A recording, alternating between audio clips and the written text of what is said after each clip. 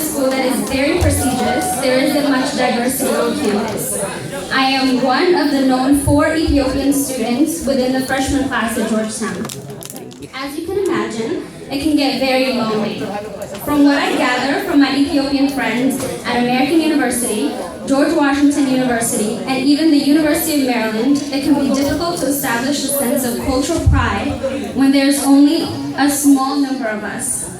College is a time to explore our interests and passion, but it is also a special time because we are making a transition from childhood to adulthood. As we step into the real world, we start to question who we are and where we came from. For once, there are no parents to tell us the rules. There is no one to restrict us. We are free to do whatever we want, and there's no parent or guardian watching over us. This is a time where I see many of my Ethiopian friends change. Some pierce their nose or other parts of their face. Some get meaningless tattoos, and some even experiment with drugs and alcohol, trying to be as American as possible. Those same friends are slowly losing sight of their education. The one purpose in college is education. Before I start to blame parents for the faults they share, I will applaud all of you for sitting before me, for always expecting the best when it comes to school. When I look at my childhood education growing up, my father was never satisfied with an honor roll or anything less than straight A's. He would even ask me why I didn't get A pluses when A pluses never existed.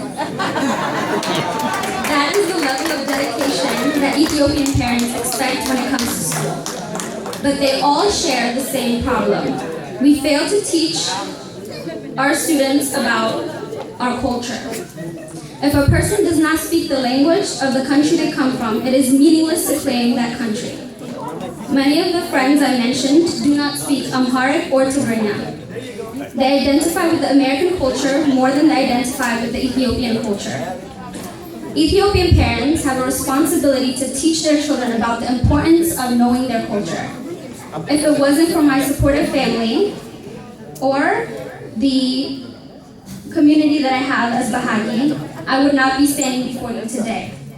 I would be out there getting a tattoo or piercing, or even worse, drinking or doing drugs. Like all of those other Ethiopian Americans who did not have the opportunity to learn about their culture. Along with the support of my parents, the tight-knit community under the Bahagi name has influenced my drive towards staying true to the culture I proudly claim. Much thanks and appreciation goes to my close and extended family. Parents, I urge you to please keep our culture alive by teaching your children Amharic or Tigrinya, by encouraging them to meet other Ethiopians, and if possible, by taking them on a trip to Ethiopia, where they can have a first-hand experience. As a chosen representative, board members have delegated me as the leader of future programs and organization aimed at bringing Ethiopian American college students together so that we can support one another, inspire each other, and lead the way for the next generation.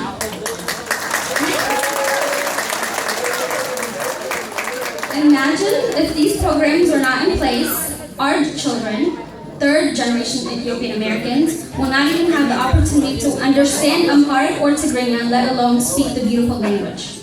We must keep our culture alive by never once hesitating to proudly display our uniting language. Please, parents, don't wait until your child is confused in college, because at that end, they will turn around and blame you. Take charge, teach your children, and try to bring us together as Ethiopians. Thank you for listening to my plea tonight.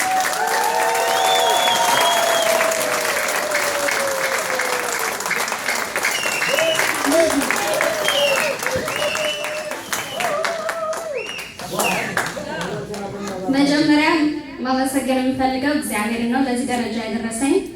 ቀጥሎ እናትና አባቴን፣ ቀጥሎ ባህሊ ኮሚኒቲ ማህበር በጣም ነው ለኔ ሰፖርት ያደረገኝ።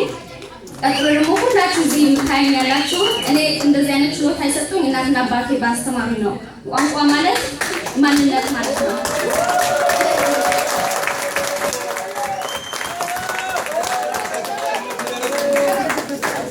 እኔ ምኞቴ ፍላጎቴ በአማርኛ ልናገር ነበር ግን መጻፍና ማንበብ አልችልም በአማርኛ next 5 years ኤማችን እንደዚህ ነው መጻፍና ማንበብ ከዛን next 10 years ደግሞ ትግርኛ መጻፍና መናገር እንችላለን እና ይሄን ነገር ድራይቭ ታደርጉ